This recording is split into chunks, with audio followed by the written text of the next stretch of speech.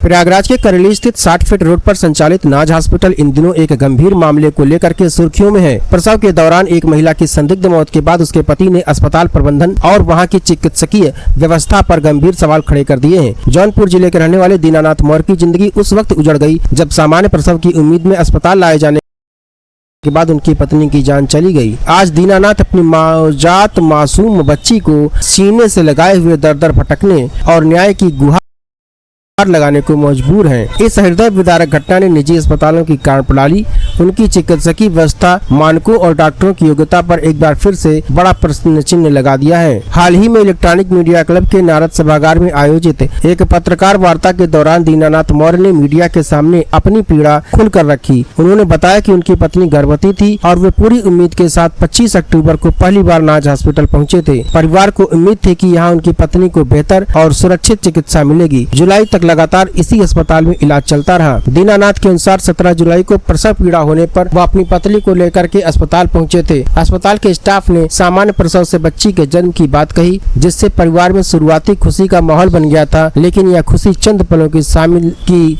ही साबित हुई, क्योंकि प्रसव के तुरंत बाद उनकी पत्नी की तबीयत तेजी के साथ बिगड़ने लगी। पीड़ित पति ने अस्पताल प्रशासन पर गंभीर लापरवाही का आरोप लगा दिया है। उनका कहना है कि जब प्रसव के बाद उनकी पत्नी की हालत गंभीर हुई तब अस्पताल में कोई विशेषज्ञ चिकित्सक मौजूद नहीं था। समय पर इलाज न मिलने के कारण दीनानाथ मौर्य का कहना है कि उनकी पत्नी की मौत हो गई। मैं 17 जुलाई 2026 को अपनी वाइफ को लेकर नाज हॉस्पिटल में लेके गया था डिलीवरी के लिए। वहाँ पे मेरी वाइफ को डिलीवरी हुआ, बच्ची पैदा हुई वहाँ पे, लेकिन हालत ख़राब होने की वजह से मेरी वाइफ की डेथ हो गई। और पीएम रिपोर्ट में ये आया कि एक्सेस ब्लीडिंग की वजह से बहुत सारी जगहों पे ब्लीडिंग हो गया था, इसकी वजह से डेथ हुई है। लेकिन मुझे हॉस्पिटल की तरफ से ये बताया ही नहीं गया कि एक्सेस ब्लीडिंग कब हुई। रात में कुछ भी नहीं बताया, उन लोगों ने बताया सब नॉर्मल है और ये आपको सुबह 11 बजे 18 तारीख को रिलीज कर देंगे। यहाँ पे जच्चा बच्चा दोनों स्वस्थ है, कोई दिक्कत नहीं है।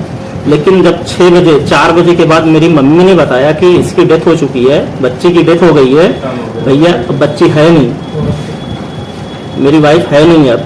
तो उनके सारे जो वहाँ पे स्टाफ थे वो लोग देख रेख करने लगे। उसके बाद हम लोगों को, पूरी फैमिली को बाहर कर दिया और कोई मिलने भी नहीं दिया। उस टाइम पे ये भी बोले कि कोई दिक्कत नहीं है, सब सही है, कोई दिक्कत नहीं है, अभी आपको 11 बजे हम आपको रिलीज कर देंगे यहाँ से। सुबह में 6 बजे डॉक्टर नाज आई, उसके सारे स्टाफ्स आए और आईसीयू के वार्ड में शिफ्ट कर दिया। तो नाज वहाँ पे भी बोल रही है कि कोई दिक्कत नहीं है, ऐसा होता रहता है, अनकॉन्शियस हो गई है, अभी आपको 11 बजे तो रिलीज ही कर देंगे ना, कोई घबराने की बात है ही नहीं। बहुत ज़्यादा फोर्स करने के बाद तकरीबन 7:30 बजे नाज ने यह बताया, फोर्स करने के बाद अब 1% भी चांस नहीं है इनका बचने का। उसके बाद इलाज में लापरवाही का, हाँ, इलाज में लापरवाही का आरोप है डॉक्टर नाज फातिमा के हॉस्पिटल पे। उन लोगों ने इलाज ही नहीं किया, ना तो हमें बताया, क्योंकि हम वहाँ पे अपनी वाइफ को 11 महीने से कंसल्ट कर रहे थे वहाँ पे 25 अक्टूबर 2025 से उनके यहाँ पे।